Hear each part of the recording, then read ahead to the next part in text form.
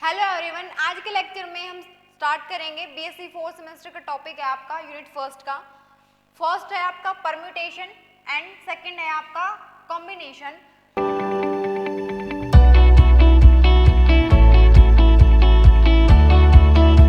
ये जो टर्म्स हैं आपकी मैथ्स की टर्म है, लेकिन यहाँ पर हम इनको स्टडी करेंगे थोड़ा सा ओवरव्यू, बिकॉज स्टैट मैथ जब हम स्टार्ट कर रहे हैं तो उसमें हमें इसकी रिक्वायरमेंट है, बिकॉज वहाँ पर हम प्रोबेबिलिटीज में बात करते हैं, दैट्स वाई। अब परम्यूटेशन क्या होता है और कॉम्बिनेशन क्या होता है। फॉर एग्जाम्पल, अगर हमें ये बोल दिया जाए कि आपको 3 बॉल्स दी गई हैं लेकिन 2 बैग दिए गए हैं, उसमें आप उनको किस तरीके से अरेंज करोगे, तो वो अरेंजमेंट हम किस टाइप से कर सकते हैं। हम उनको, अगर हमारे पास ये 2 और 3 ये हमारे पास वेरी स्मॉल नंबर है, तो हम उसको एक एक करके कॉम्बिनेशन, ऑल पॉसिबल कॉम्बिनेशन को हम पता कर सकते हैं।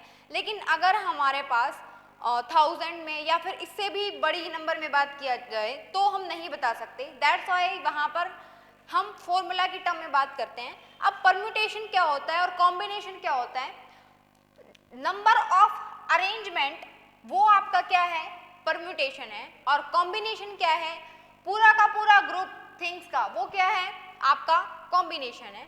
अब उसको, इसका मतलब ये है, अगर आपको ABC दिया हुआ है, अब ABC को ये भी यहाँ पर भी आ सकता है, यहाँ पर भी आ सकता है, वो अरेंजमेंट कैसे होगी वो तो परम्यूटेशन होता है, लेकिन पूरा का पूरा ग्रुप तो क्या है आपके पास ABC है, और वो जो ग्रुप है वो ग्रुप ऑफ थिंग्स को ही हम क्या बोलते हैं, कॉम्बिनेशन। इसके बाद उसको अरेंज कैसे किया जाता है। अब ABC कितने हैं, ये 3 है। पॉसिबल प्लेसेस कितने हैं, ABC को हम कैसे प्लेस कर सकते हैं। A आपका यहाँ पर भी आ सकता है, यहाँ पर भी आ सकता है, और फर्स्ट वन पे तो है ही, तो वहां पर कितने कॉम्बिनेशन है, मतलब प्लेसेस भी, थिंग्स आपके पास 3 हैं और प्लेसेस रखने के वो भी कितने हैं, 3 हैं। तो अब इनको अरेंज किस तरीके से करेंगे वो हमें फॉर्मूला से पता चलेगा। तो फॉर्मूला है आपका, परम्यूटेशन को आप रिप्रेजेंट करेंगे n r से। अब ये n का और r का मतलब क्या है वो हम इसको न्यूमेरिकल से समझेंगे। अब n का मतलब है, n यहाँ पर आपका n factorial divided by n minus r. n minus r का मतलब है जो p के ऊपर आपको दिया होगा उसमें से नीचे जो, इसके नीचे जो लिखा हुआ है उसको माइनस करके लिखना है और उसका भी फैक्टोरियल लेना है। ऑलवेज फैक्टोरियल हमें पता होता है कैसे निकालते हैं। फॉर एग्जाम्पल, अगर आपको 4 का फैक्टोरियल की बात कर रहे हो तो 4 के फैक्टोरियल में 4 क्रॉस 3, ये मल्टीप्लीकेशन से, ये क्रॉस नहीं है, 4 मल्टीप्लीकेशन 3 2 मल्टीप्लाई दिस, ये आपका क्या है 4 का फैक्टोरियल है।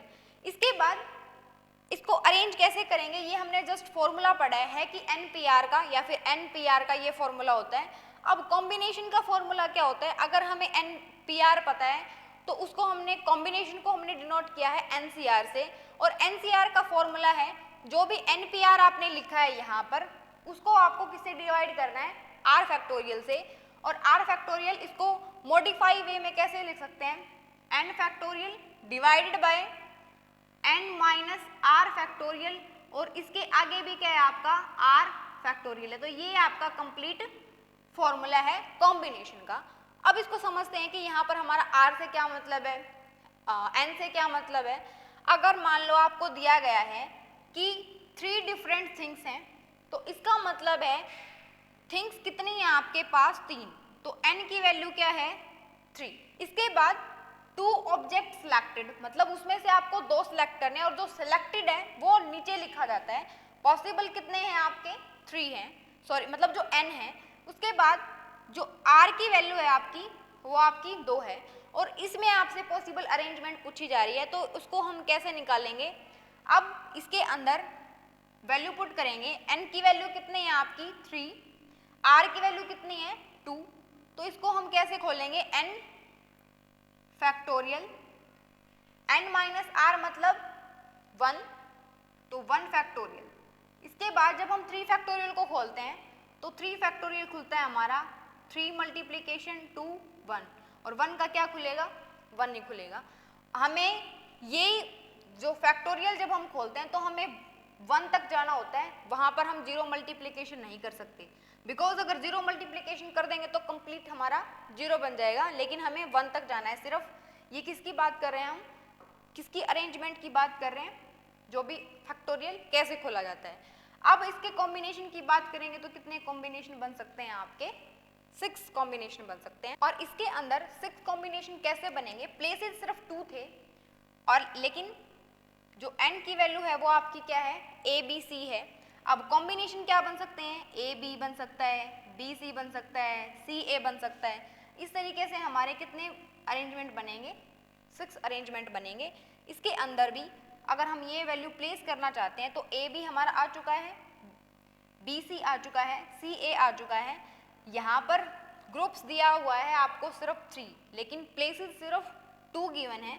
दैट्स वाई हमने फॉर्मूला से कॉम्बिनेशन पता कर लिया, लेकिन उसको अरेंज कैसे करेंगे, ए बी से कर दिया, बी सी सी ए से कर दिया, ए बी का कॉम्बिनेशन, बी सी का कॉम्बिनेशन, सी ए का कॉम्बिनेशन, या फिर इसको ए सी बी ए और सी बी, इस तरीके से क्या कर सकते हैं, अरेंज कर सकते हैं। ये था आपका परम्यूटेशन और कॉम्बिनेशन। ये हमें आगे जब हम बहुत बड़ी प्रॉब्लम को सॉल्व करेंगे स्टैट मैक में, तब हमें ये यूज़ में आएगा। ओके, मिलते हैं नेक्स्ट लेक्चर में। Thank you.